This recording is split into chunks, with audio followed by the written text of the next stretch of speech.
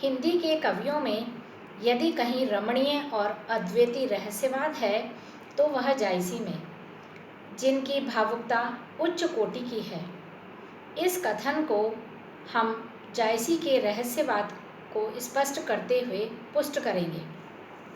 जीव या जगत, जीव का दृश्य जगत से ऊंची किसी श्रेष्ठतम सत्ता से भावमय संबंध स्थापित करने की इच्छा तथा उस इच्छा पूर्ति के साधनों तथा पूर्ति अपूर्ति के सुख दुखमय अनुभवों को रहस्यवाद कहते हैं। आचार्य शुक्ल ने रहस्यवाद को परिभाषित करते हुए कहा है कि चिंतन के क्षेत्र में जो अद्वैतवाद है, भावना या कल्पना के क्षेत्र में वही रहस्यवाद है। अद्वैतवाद का आधार है बुद्धि और रहस्यवाद का आधार है हृदय। अद्वैतवाद ज्ञान प्रधान दर्शन है और रहस्यवाद भावना प्रधान। पहले का क्षेत्र चिंतन है तो दूसरे का अनुभूति। अद्वैतवाद, अद्वैत का अर्थ है अभेद। जीव और अद्वैतवाद, अद्वैत का अर्थ है अभेद। जीव और ब्रह्म की एकता ही अद्वैत है। अद्वैतवाद के दो पक्ष हैं। पहला, आत्मा और परमात्मा की एकता। दूसरा, परमात्मा और प्रकृति या जगत की एकता। आत्मा और परमात्मा की एकता साधना का विषय है और परमात्मा व प्रकृति की एकता भावना का विषय है। जायसी का रहस्यवाद, भारतीय अद्वैतवाद ही रहस्यवाद के रूप में विकसित हुआ। हमारे यहाँ अद्वैतवाद ज्ञान क्षेत्र से निकला और सूफियों तथा ईसाई भक्तों में वह प्रेम मूलक या भाव मूलक रहा। जायसी सूफी कवि थे, अतः उनका रहस्यवाद भाव मूलक रहा है। उनमें आत्मा परमात्मा के मिलन को पति पत्नी के रूप में माना गया है। जायसी ने सूफी कवि के नाते रहस्यवाद में प्रेम की पीर को विशेष महत्व दिया है।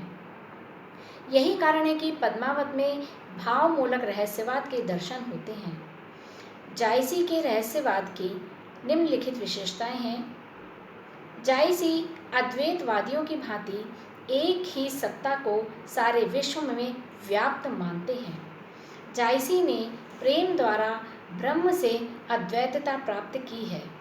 उनकी दृष्टि में सारा संसार ब्रह्ममय है। इसलिए कवि एक ही ज्योति से सब ज्योतियों की उत्पत्ति मानते हैं।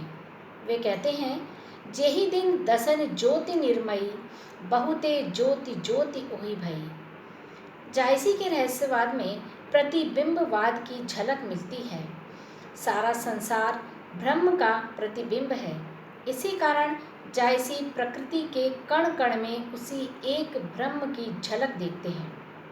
वे कहते हैं, रवि शशि नखत दीपई ओहि ज्योति, रतन पदारथ मानिक मोती। जायसी के रहस्यवाद में गुरु की महत्ता भी स्पष्ट है। हीरामन तोता गुरु है। यूँ कहीं कहीं पद्मावती भी गुरु हो गई है, किंतु जहाँ पद्मावती गुरु है वहाँ परमात्मा और गुरु को एक कर दिया है। गुरु से एकाकार का प्रसंग यह है, जब लगी गुरु हों आहा न चीन्हा, कोटि अंतर पट बीचहि दीना। जब चीन्हा तब और न कोई, मन तन जीव जो बन सब सोई। जायसी के रहस्यवाद में प्रेम की पीर का विशेष महत्व होने से वह भावात्मक हो गया है। जायसी ने मिलन के सुख में और वियोग के दुख में प्रकृति का उल्लास और विषाद दिखाया है। ईश्वर के प्रेम से सारा संसार विद्ध है। धरती, चंद्र, आकाश और नक्षत्र सभी उसके प्रेम कणों से बंधे हुए हैं। उन बानन अस को जो न मारा, बेधि रयो सिगरो संसारा। प्रेम की पीर दोनों तरफ दिखाई देती है, पद्मावती में भी और रत्नसेन में भी। इससे यही सिद्ध होता है कि आत्मा और परमात्मा एक ही थे, मिले हुए थे, न मालूम अलग कैसे हो गए। इन दोनों के वियोग को समझने वाले का ही वियोग सारी सृष्टि वहन करती है। ईश्वर के वियोग की अनुभूति से ही सूर्य, वसंत, पृथ्वी, पक्षी और समस्त वनस्पति पीड़ित हैं।